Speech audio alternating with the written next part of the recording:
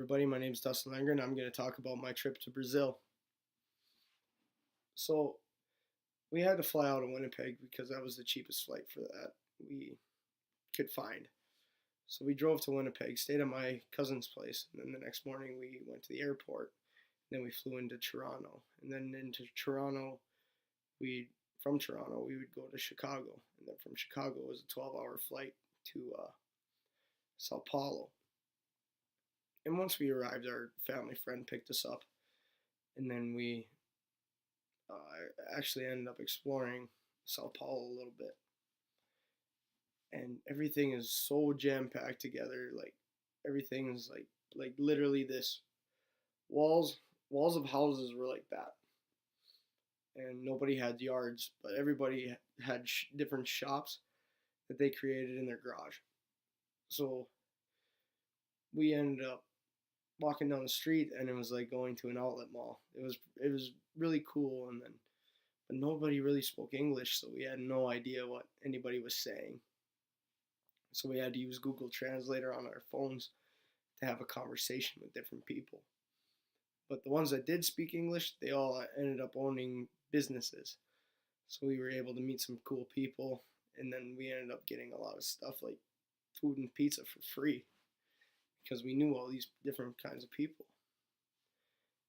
And so we stayed in Sao Paulo for about a week, just exploring, seeing all the different kinds of things that everybody does, and it's unbelievable. It's breathtaking that the view and everything from our hotel room, and just seeing nothing but buildings, tall skyscrapers, and then houses, houses literally just clumped together. It was like looking at an apartment building, but it was houses, and then the apartment buildings were so tall that they looked like uh, skyscrapers, business buildings, and it was just unbelievable. But after the week, we took a 2-hour drive that turned into a 6-hour drive to the island of Ilhabela off the coast of Brazil, and it doubles in size over Christmas and New Year's.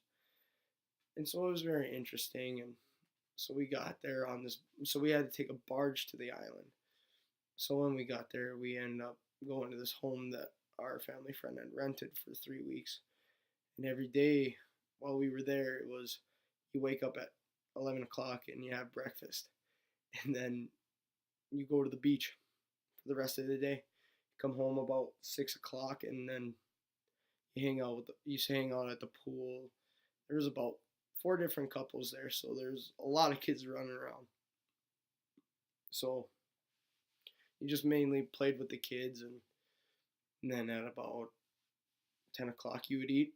Then at 11 o'clock you would go explore Ilhabela, and nothing closed until the last person left. I'm pretty sure the mall was open until 8 o'clock in the morning. And then you would go to sleep, and then you wake up and do it all over again. And then once New Year's came, they had fireworks off this boat. So everybody would go down to the beach, and then champagne bottles and corks were flying everywhere. People were getting hit, and it was unreal. And everybody wears white. I don't know why. It's a symbol of like peace on earth or something like that. Some around those lines. So then you just celebrate the New Year's, and then after that, for another week, we just wake up, eat breakfast, go to the beach, and then not come home until about 8 o'clock. And then the final day that we left Sao Paulo, well, we left Ilhabela, and it took about another 6 hours just getting off the island. Traffic traffic was backed up all along the island, and it was unbelievable. We actually had to wait another day so we could get up at like 4 in the morning, and we're able to get right to the barge, and it was still a 6-hour drive. So when we got to Sao Paulo, we went around again, and the exchange rate was unbelievable that you could just buy anything that you wanted. You take $500, you get 2 grand back. So we ended up getting a lot of souvenirs for family and friends. And then the final day that we left, we said our goodbyes and then head home. So that was my trip to Brazil.